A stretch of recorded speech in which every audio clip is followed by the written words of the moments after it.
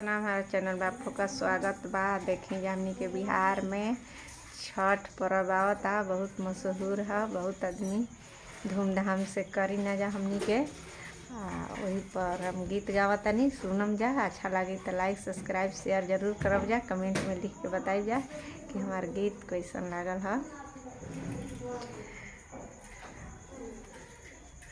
एक तड़पी के बोलेला न सूरज बाबा, सुनाए सेवक लोग, सुनाए सेवक लोग।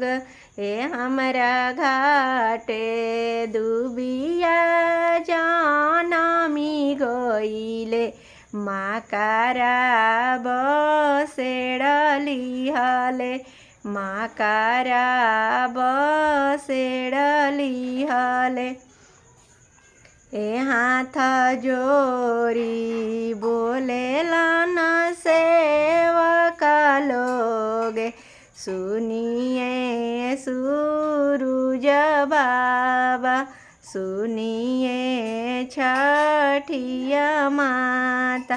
ए रौरा घाटे दुबिया छिलाई देबो, माँ कारा उजाही देबो, माँ कारा उजाही देबो।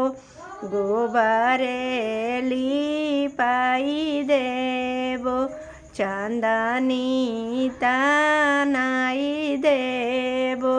घिउआ के हवन करबो, उखिया गड़ाई देबो, उखिया गड़ाई देबो। ए तड़पी के बोलेली छठिया माता, सुनाए सेवक लोग। ए हमरा घाटे दुबिया जानमी गइले, माँ कारा बसेड़ली हले, माँ कारा बसेड़ली हले।